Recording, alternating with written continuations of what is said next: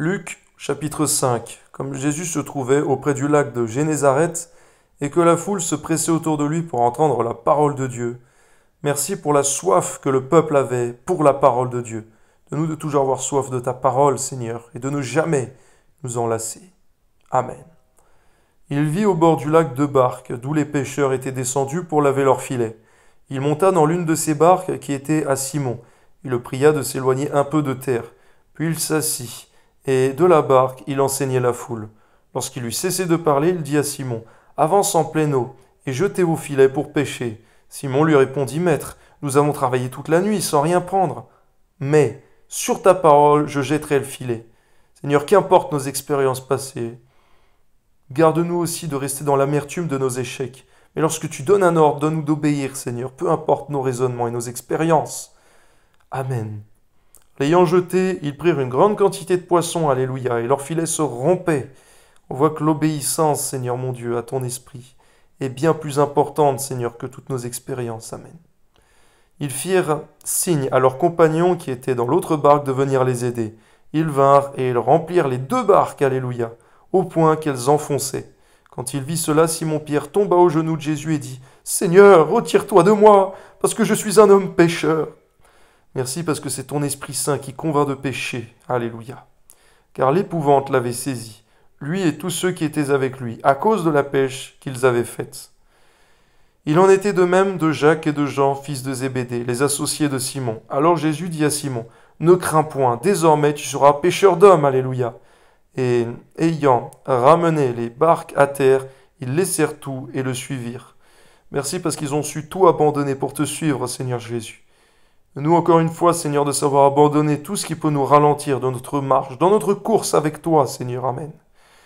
Jésus était dans une des villes, et voici un homme couvert de lèpre.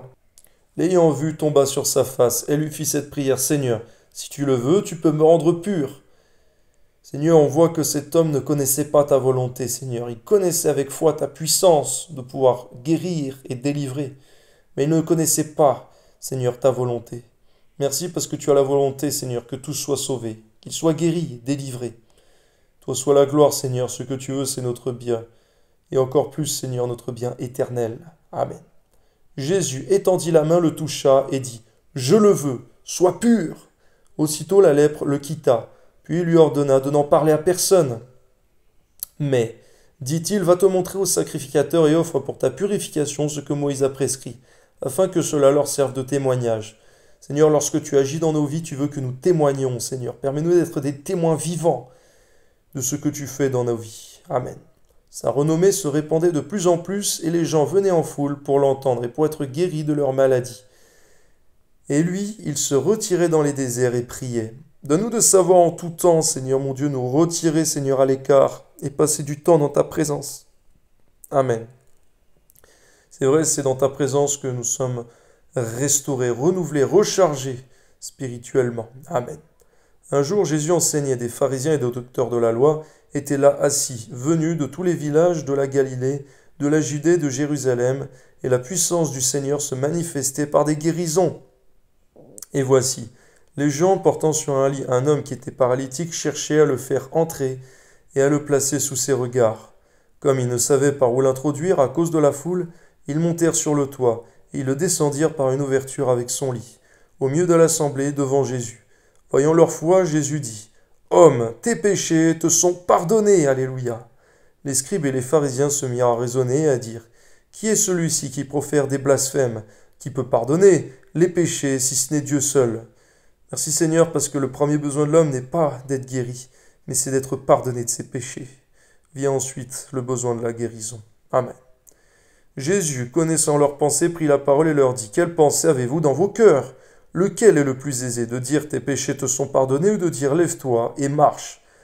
Or, afin que vous sachiez que le Fils de l'homme a sur la terre le pouvoir de pardonner les péchés, je te l'ordonne, dit-il au paralytique, lève-toi, prends ton lit et va dans ta maison.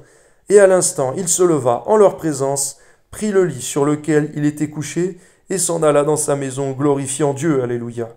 Tous étaient dans l'étonnement et glorifiaient Dieu. Remplis de crainte, ils disaient, « Nous avons vu aujourd'hui des choses étranges. » Après cela, Jésus sortit et il vint un publicain nommé Lévi, assis au lieu des péages. Il lui dit, suis-moi. Et laissant tout, il se leva et le suivit. Alléluia. Lévi lui donna un grand festin dans sa maison, et beaucoup de publicains et d'autres personnes étaient à table avec eux. Les pharisiens et les scribes murmurèrent et dirent à ses disciples, pourquoi mangez-vous et buvez-vous avec les publicains et les gens de mauvaise vie? Jésus, prenant la parole, leur dit. Déjà au passage, garde-nous de tels raisonnements, de tels jugements. C'est vrai, Seigneur mon Dieu, qui sommes-nous pour juger? Donne-nous un cœur, Seigneur mon Dieu, qui ne condamne pas, qui ne soupçonne pas le mal, mais qui aime et qui cherche à sauver le plus grand nombre, comme toi, Seigneur. Amen. Ce ne sont pas ceux qui se portent bien qui ont besoin de médecins, mais les malades. Je ne suis pas venu appeler à la repentance des justes, mais des pécheurs. Donne-nous de bien connaître aussi notre mission à chacun. Amen. Et lui dirent, les disciples de Jean, comme ceux des pharisiens, jeûnent fréquemment et font des prières, tandis que les tiens mangent et boivent. Il leur répondit, pouvez-vous faire jeûner les amis de l'époux pendant que l'époux est avec eux? Seigneur, merci parce que tu es celui qui plaide en notre faveur, qui défend, Seigneur, contre les accusations de l'adversaire. Merci aussi parce que tes disciples avaient eu le discernement, Seigneur, Emmanuel, Dieu au milieu de nous. C'est vrai, Seigneur, qu'était-il encore besoin de chercher Dieu alors que Dieu était déjà là, au milieu d'eux? Donne-nous, Seigneur mon Dieu, par ta grâce, de savoir discerner ta présence de ton esprit. Aujourd'hui, c'est vrai, n'est plus le temps où tu étais sur terre, Seigneur Jésus. Aujourd'hui est le temps où ton Esprit Saint est sur terre. Permets-nous de jeûner également, Seigneur mon Dieu, pour être remplis de ton Esprit. Amen. Les jours viendront où l'époux leur sera enlevé, alors ils jeûneront en ces jours-là. Il leur dit aussi une parabole. Personne ne déchire d'un habit neuf un morceau pour le mettre à un vieil habit. Autrement, il déchire l'habit neuf, et le morceau qu'il en a pris n'assortit pas au vieux. Et personne ne met du vin nouveau dans de vieilles outres. Autrement, le vin nouveau fait rompre les outres. Et il se répand et les outres sont perdues. Donne-nous de savoir aussi évoluer avec notre temps, tout en restant en concordance avec ta parole. Amen. Mais il faut mettre le vin nouveau dans des outres neuves, et personne, après avoir bu du vin vieux, ne veut du nouveau, car il dit le vieux est bon. Amen. Gloire à Dieu au nom de Jésus.